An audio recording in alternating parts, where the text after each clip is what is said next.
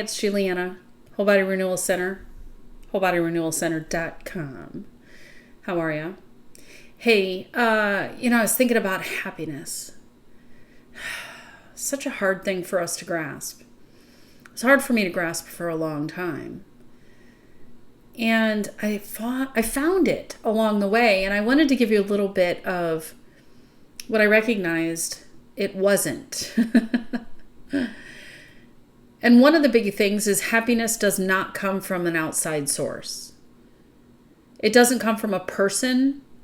It doesn't come from a purchase. It doesn't come from a trip. It doesn't come from often a moment in time that is external. Happiness is in there. It is in your heart. It is sometimes under some blankets.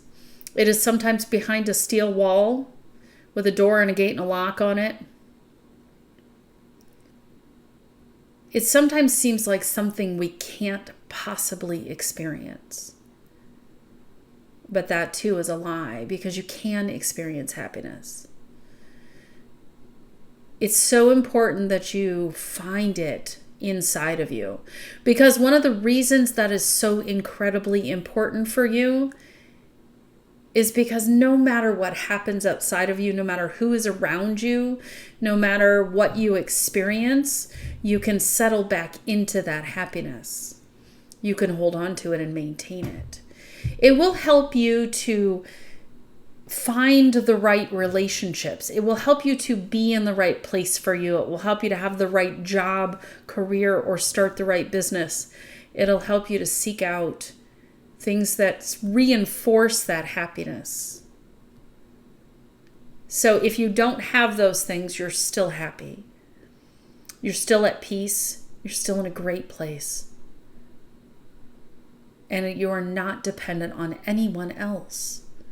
Because as soon as you become dependent on anyone else, and that person disappoints you or lets you down or leaves or moves or whatever, your happiness is gone. And then you have to find it in someone else, and someone else, and someone else. And it is not their job to make you happy. It is your job to make you happy.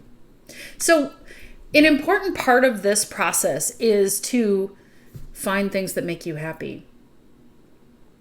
And you might go, well, I don't know how I'm going to do that. Well, the first thing is experience new things.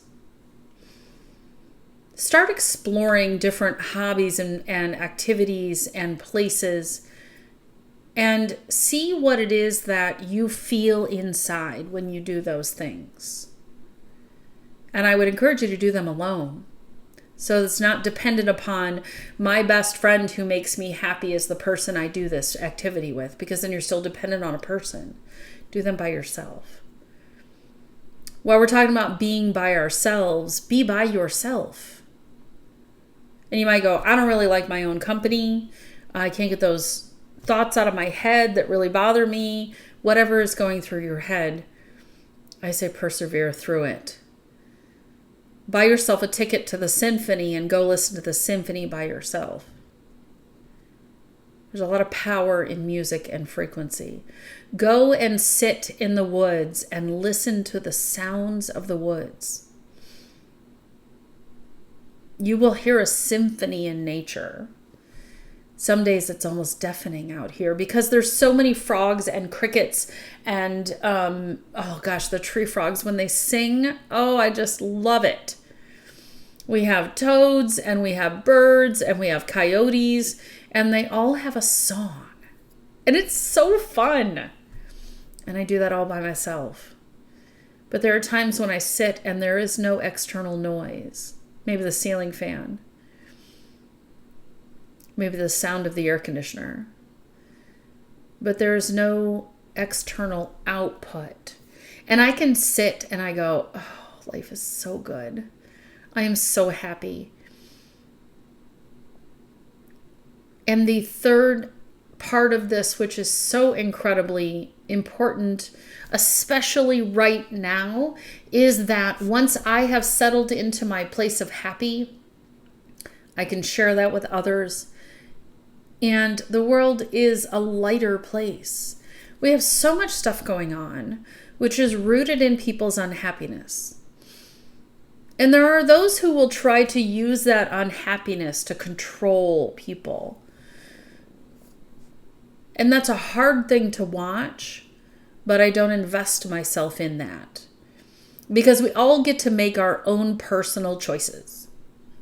Because this is about personal responsibility, right? I'm responsible for my own happiness. No one else is responsible for my happiness. I'm responsible for knowing myself and knowing what I love and doing what I love. I am responsible for taking the downtime that is needed for me to come back to my internal center. A friend of mine calls it incension. You go inside and you know yourself. You know your spirit, you know your higher self.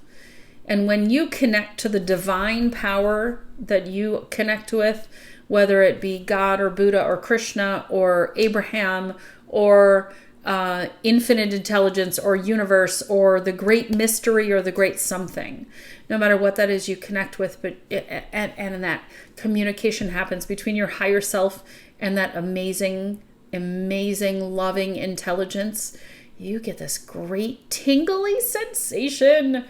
It's the best. You get this tingly sensation in your heart and you get a smile on your face that no one can wipe away. And that's yours. And it comes from in here. I remember watching a movie a long time ago, and her teacher said to her, "You need to smile down to your liver." So practice that. It's a silly thing, and it might make you giggle. And from that giggle comes a little more happiness. So smile down to your liver. Spend some time by yourself. Spend some time out in the woods. I'd encourage you every single day to spend 5 minutes in nature. If you live in the city and you have neighbors, you're bound to be able to find a park. You're bound to be able to find a trail. Go and spend time there. Go and spend time with yourself. Get to know yourself. Get to know what makes you happy.